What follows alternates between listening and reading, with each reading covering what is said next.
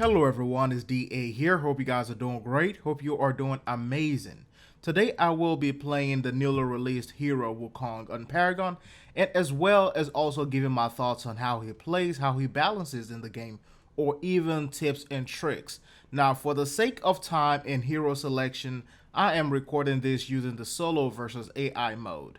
Now getting into the game for the first time, the first thing I did was unlock control aggression, as it also helps me a lot when it comes to switching back and forth between offensive and defensive stance.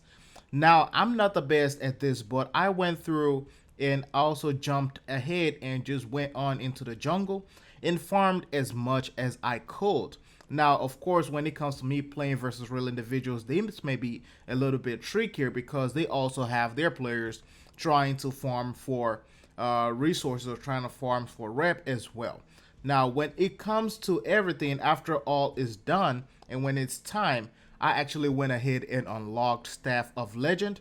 Now, I would suggest that you do the same as well. This actually can help you push back enemies and even evade enemies quicker if possible. So you can knock them back, and when you switch stances over to the defensive stance, you can also bounce back and walk away and hopefully try to escape from them.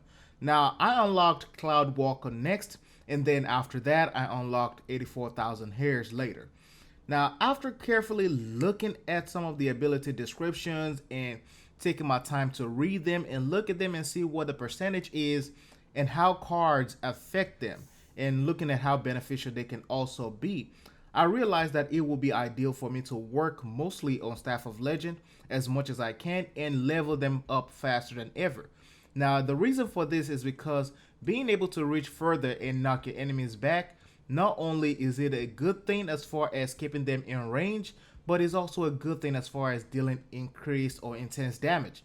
Some of these enemies may be trying to run away or trying to get away from you, and I unlocked this and I found this very useful.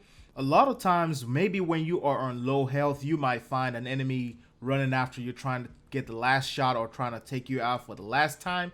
But when you have this, you can knock them back, push them back, or if both of you are on low health, this can be proven to be very useful, as you can get the final blow before they get within range. Now, the great thing about Wukong is that once everything is unlocked and you have a good support on your side, tagging along and walking along with you, and someone like Narbash will be very awesome. Plus, you can also farm better, and also you can deal intense damage when it comes time for it. So these are one of the good things, and the fact that a lot of the abilities does not have to be toggled. You don't really have to click them. Most time, 9 times out of 10, you just have them move and they just activate themselves once you perform certain moves, like when you're in offensive stance and you try to evade, and you jump ahead in the air twice. Once you land on the floor, you slam into the ground, or in the same scenario, if you're in a defensive stance, once you bounce away, you're able to walk away in air. However, the downside comes to me when it comes to the fact and the reality that you have to be within melee range to be effective. And if you forgot to switch between stances, man, that is really going to mess you up a whole lot. Because while you are trying to escape, you forgot you're in an offensive stance, you jump into the air twice and realize you are going back down. And that can really mess things up for you. You can get killed by an opponent, you can get killed by a minion, or even the worst of all, you can get killed by the tower. So this is one of the things you want to keep in mind.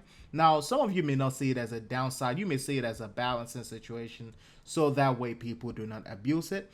All in all, this is first opinion, but I guess things will get better and change a little once I go further and also better improve my skills and go through some of the play testing. Thank you very much for watching. Don't forget to subscribe for Paragon and Warframe related content.